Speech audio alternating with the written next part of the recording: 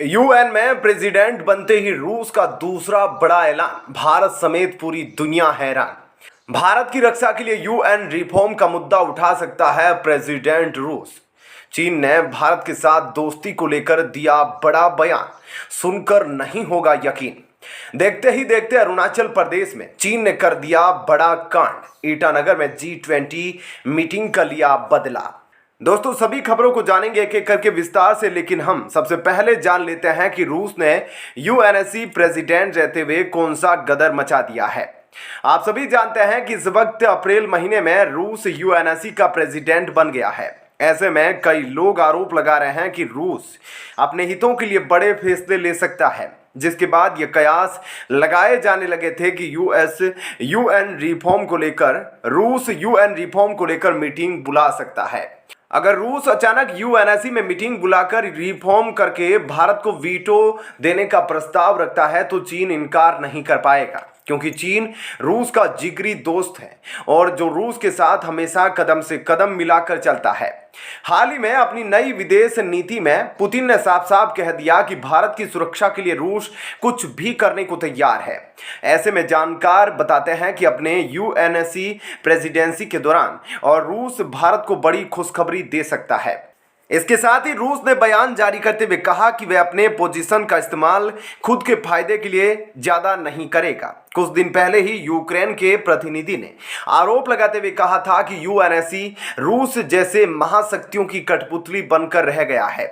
दोस्तों, प्रेसिडेंट रहते हुए रूस के पास यह अधिकार है कि वह किसी भी वक्त यूएनएससी का इमरजेंसी मीटिंग बुलाकर बड़े फैसले ले सकता है। इसी बात से यूक्रेन डरा हुआ था और उसे लग रहा था कि रूस अपने फायदे के लिए इस पोस्ट का इस्तेमाल कर सकता है। आपको मालूम है कि दोस्तों, भारत लगातार पिछले कुछ सालों से यूएन के रिफॉर्म को लेकर मेहनत कर रहा है, ताकि भारत समेत जापान, ब्राजील और जर्मनी जैसे देशों को भी इसमें स्थायी सीट मिले, ताकि दुनिया के अंदर किसी एक महाशक्ति के पास फैसले लेने की क्षमता ना हो। ऐसे में क्या कहना है आपका कि रूस भारत के लिए वो दोस्त बन सकता है जो भारत की प्रतिष्ठा को और बढ़ाने का काम करे। वहीं दोस्तों, आप सभी जानते हैं अगर भारत पाकिस्तान में युद्ध होता है तो हर मामले में पाकिस्तान को धूल चटाने में भारत माहिर हो गया है। लेकिन अगर भारत और चीन के बीच युद्ध छिड़ जाए तो ऐसे में भारत को कई बड़ी महाशक्तियों की जरूरत पड़ सकती है। जानकार बताते हैं कि भारत और चीन के बीच युद्ध के समय रूस न्यूट्रल रहना पसंद करेगा, तो वहीं दूसरी तरफ अमेरिका भारत की मदद में कूद पड़ेगा। कई लोग यह भी कहते हैं कि रूस किसी भी हालत में अब भारत और चीन के बीच युद्ध नहीं होने देगा, क्योंकि जैसे ही भारत और चीन के बीच युद्ध की भनक लगेगी, भारत तुरंत नाटो ज्वाइन कर सकता है, जिसके बाद रूस को गहरा झटका लगेगा और वह हमेशा के लिए अपना एक सच्चा साथी खो सकता है। इसी वजह से रूस ने हाल ही में अपनी विदेश नीति को सार्वजनिक करते हुए पूरी दुनिया को बताया है कि भारत पर हमले का मतलब है रूस पर हमला। रूस भारत के लिए आज से नहीं बल्कि कई दशकों से सुरक्षा कवच बनकर खड़ा है। 1971 के युद्ध में रूस की भूमिका को नजरअंदाज नहीं किया जा सकता। ऐसे में रूस यह साफ कर देना चाहता है कि भारत को नाटो ज्वाइन करने से कहीं ज़्यादा फायदा उसके साथ दोस्ती निभाने में है, क्योंकि हाल ही में नाटो में अमेरिका के स्थायी राजदूत की ओर से एक ऐसा बयान दिया गया था जिसमें यह बताया गया था कि भारत के लिए नाटो का मंच खुला है। लेकिन दोस्तों, इसी बीच एक और बड़ी खबर आ रही है। चीन ने बयान जारी करते हुए रूस की विदेश नीति का समर्थन किया है और भारत को अपना सच्चा साथी बता दिया है, जिसके बाद पूरी दुनिया हड़कंप में है।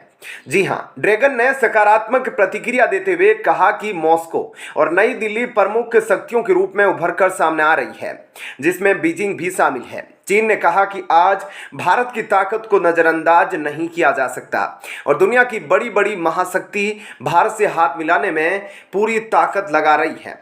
रूस की नई विदेश नीति अवधारणा को लेकर चीनी विदेश मंत्रालय के प्रवक्ता माओ निंग ने कहा कि इस समय अंतर्राष्ट्रीय और क्षेत्रीय परिदृश्य गंभीर और जटिल बदलावों का सामना कर रहा है, लेकिन इस कठिन परिस्थिति में भारत बेहद तेज गति से आगे बढ़ता जा रहा है। ऐसे में हम रूस और भारत सहित अंतर्राष्ट्रीय समुदाय के साथ संचार को मजबूत करने के लिए तैयार है और चीन का मानना है कि आज भारत के बिना वह तरक्की की पटरी पर फराटे नहीं लगा सकता। चीन का मानना है कि आज भारत ने बेहद गजब तरीके से वर्ल्ड पावर को बैलेंस किया है। जहां वह एक तरफ अमेरिका से तकनीकी सहयोग लेता है तो वहीं दूसरी तरफ रूस के साथ दोस्ती निभाने में कोई कसर नहीं छोड़ता।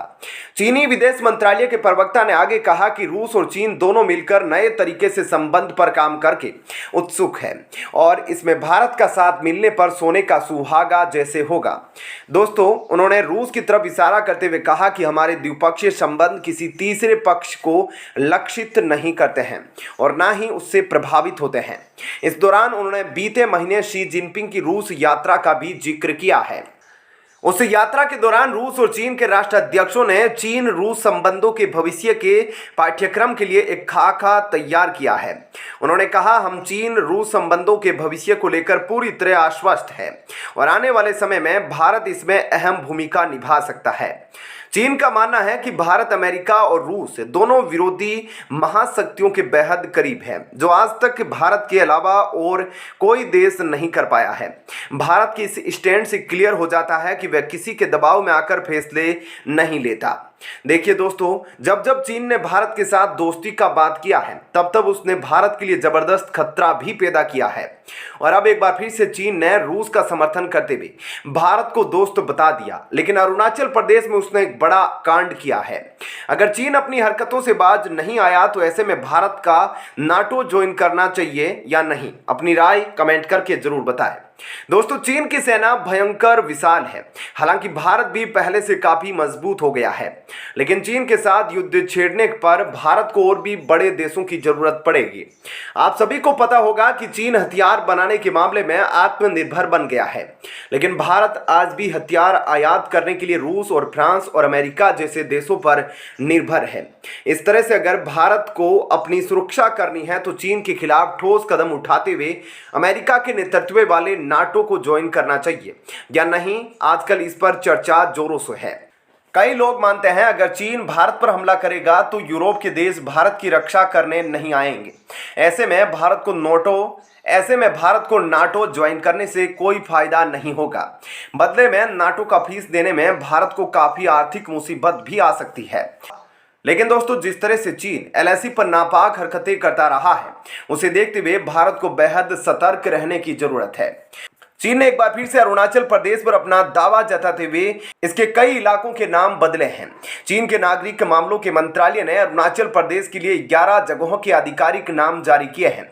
चीन की कैबिनेट की जारी भौगोलिक नामों की नियमों के अनुसार चीन अरुणाचल प्रदेश को तिब्बत का दक्षिणी भाग जंगनान बताता है। चीन ने 2017 में अरुणाचल प्रदेश के 6 ठिकानों का नाम बदल दिया था। वहीं चीन के द्वारा 15 स्थानों का दूसरा सूची 2021 में जारी किया गया था।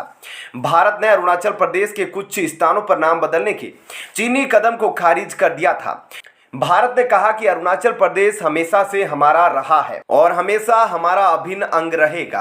वहीं इससे पहले अरुणाचल प्रदेश पर भारत सरकार के तेवर के सामने चीन की अकड़ धरी की धरी रह गई है। अरुणाचल प्रदेश में हुए G20 की गोपनीय बैठक में चीन शामिल नहीं हुआ।